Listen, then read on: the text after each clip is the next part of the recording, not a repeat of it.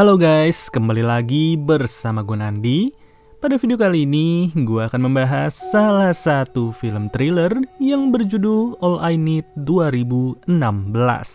Tidak pernah lupa, gue selalu mendoakan agar kalian dan keluarga bahagia serta sehat selalu ya.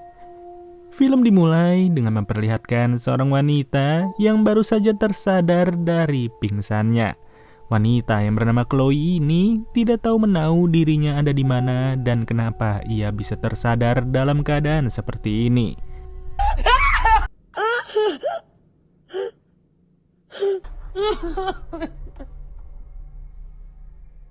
Tidak hanya sendirian, di sebelahnya juga terdapat wanita lainnya yang sedang disekap serta tidak sadarkan diri.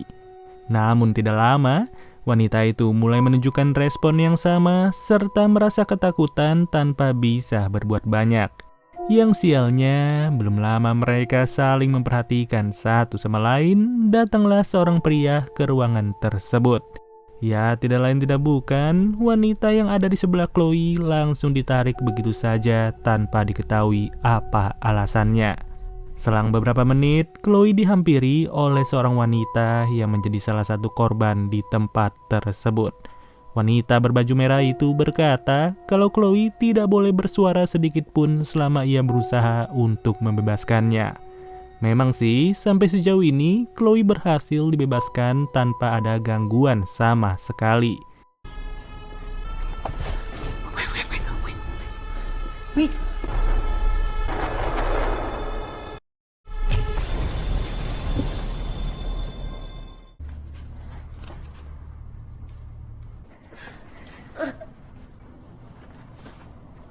Bisa kalian lihat sendiri, di ruangan ini juga terdapat wanita lainnya yang sedang disekap serta terbaring dalam keadaan tidak sadar. Dengan kondisi seperti itulah, Chloe sadar mereka semua sudah diculik dari jalanan oleh seorang pria yang tidak dikenal sebelumnya.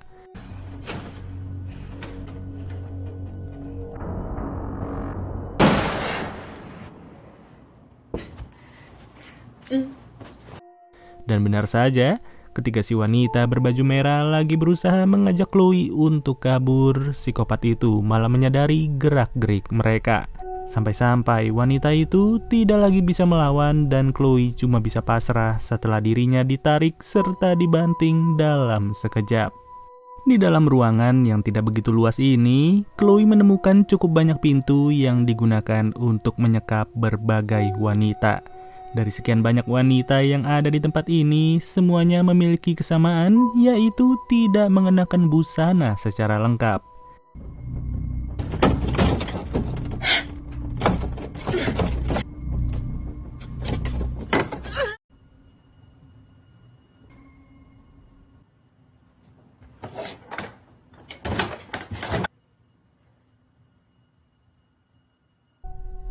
Yang lebih mengerikannya lagi, toilet yang berada di ruangan itu benar-benar dilumuri oleh darah-darah manusia.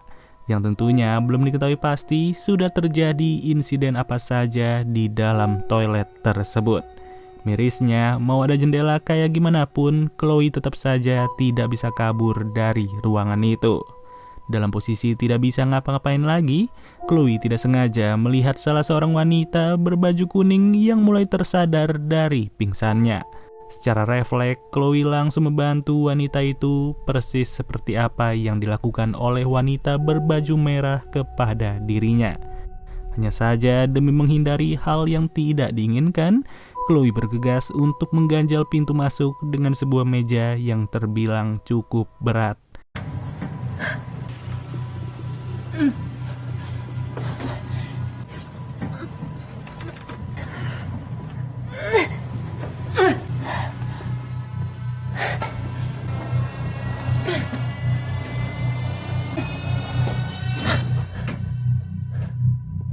Barulah setelah pintu itu sudah benar-benar terganjal, Chloe pun langsung membebaskan seorang wanita yang tidak ia ketahui namanya siapa.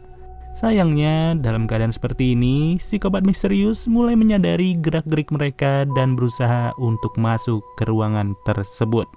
Ya, secara cepat Chloe langsung mencari ide lain yang dimana ia tidak sengaja melihat sebuah celah di atas plafon.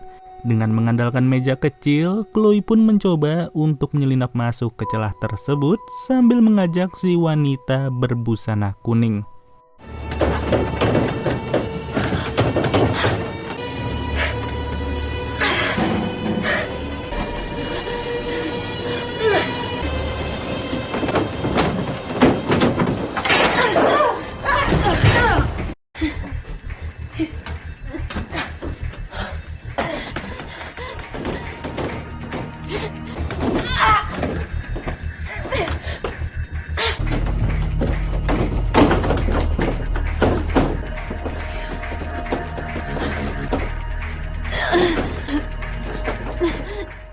Tapi apa daya, wanita itu cuma bisa pelangak-pelongo seperti orang yang tidak tahu harus ngapain.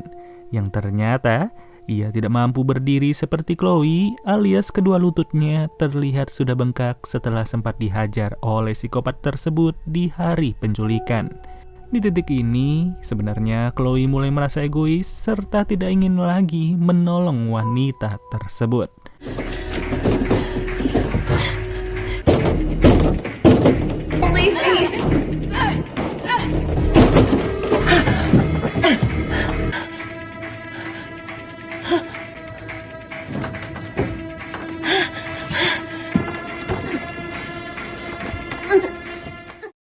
Namun ia tidak sanggup melihat wanita itu berjuang sendirian dan Chloe pun bergegas untuk membantunya sekali lagi. Sayangnya nasib berkata lain dan wanita berbusana kuning harus ditarik oleh psikopat misterius serta dicekik sampai tewas. Sedangkan Chloe sendiri harus berjuang sendirian di atas plafon walaupun kakinya sempat terluka setelah psikopat itu menancapkan cangkul garpunya secara cuma-cuma. Ya, namanya juga psikopat ya. Sudah jelas ia mempunyai berbagai cara untuk melukai korbannya tanpa pamrih sama sekali. Sampai-sampai Chloe sendiri harus tertusuk lagi di bagian keteknya dan hal tersebut langsung membuat Chloe berdarah-darah dalam seketika. Darah yang ngucur pun bukan lagi sedikit, melainkan tetesan demi tetesan darahnya mulai menetes ke arah topeng dari psikopat itu.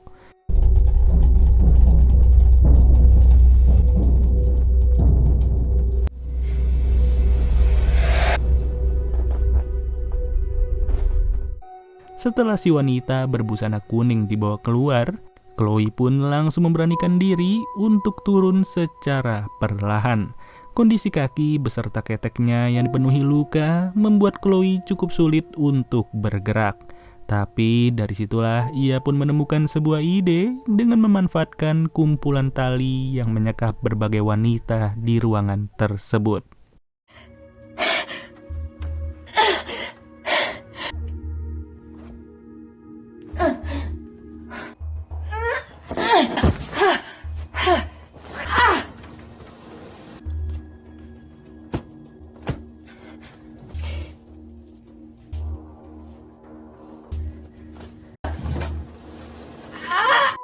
Dimulai dari menggunakan tali itu untuk menahan keluarnya darah sampai menggunakannya untuk membuat rangkaian tali yang cukup panjang.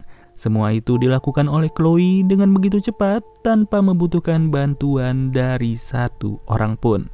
Tidak sampai di situ, Chloe juga sengaja mengikat rangkaian tali tersebut ke sebuah meja kecil, ke sebuah ranjang, dan juga ke atas plafon yang ada di ruangan itu. Yang dimana ia bertujuan untuk membuat tali tersebut tergantung setinggi mungkin, seolah-olah ia berniat untuk gantung diri. Dan di saat waktu yang tepat telah tiba, Chloe pun langsung beraksi dengan talinya sambil menunjukkan hal itu di depan mata psikopat misterius. Beruntung aksi tersebut ternyata tidaklah benar-benar terjadi, melainkan Chloe sudah membuat jebakan yang tertuju kepada psikopat itu sendiri. Ya, alhasil dengan jebakannya, Chloe pun sukses untuk membuat psikopat tersebut cukup menderita tanpa membutuhkan tenaga yang begitu besar.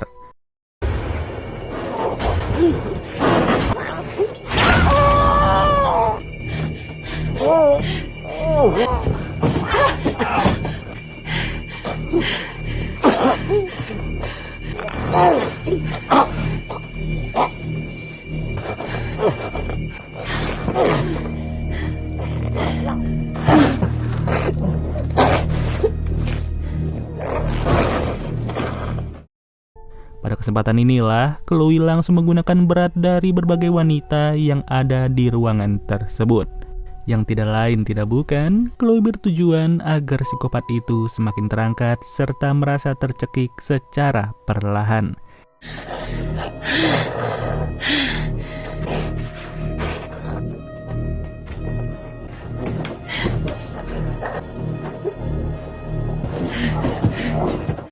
Masih belum puas, Chloe juga sengaja menarik tali tersebut sampai-sampai si psikopat nggak bisa berbuat banyak dan harus tewas dengan tubuh yang tergantung.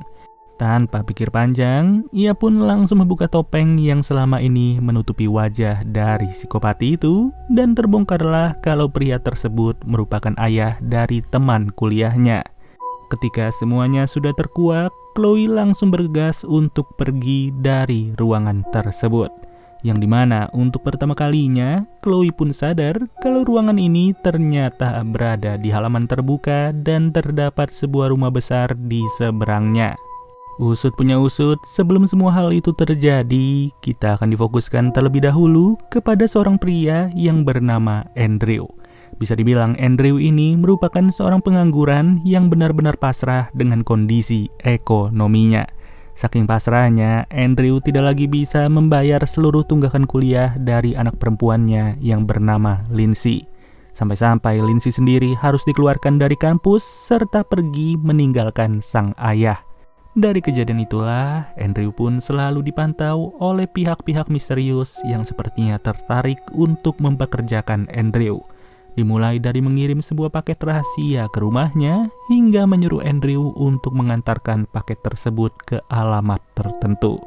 Setiap tugasnya selesai, Andrew selalu diberi $200 secara tunai dan ia berhak untuk mendapatkan uang lebih apabila ada tugas tambahan. Selama kegiatan ini terus berjalan, sebenarnya sih tidak ada sesuatu yang salah serta mengganjal sedikit pun. Namun tidak lagi, setelah Andrew diberikan tugas baru oleh seorang wanita yang tidak ingin memperkenalkan dirinya. Melainkan wanita itu hanya memberikan alamat rumahnya kepada Andrew dan menyuruhnya untuk datang seorang diri. Di saat Andrew tiba, ia pun langsung disambut oleh seorang asisten rumah tangga yang bergegas untuk menyiapkannya segelas teh hangat. Dan tidak lama datanglah seorang wanita parubaya yang dimana ia mengaku sangat-sangat membutuhkan bantuan Andrew. Wanita itu berkata kalau ia mengenal Andrew dari sebuah situs di dalam deep web yang dimana Andrew terdaftar sebagai seorang pekerja ilegal.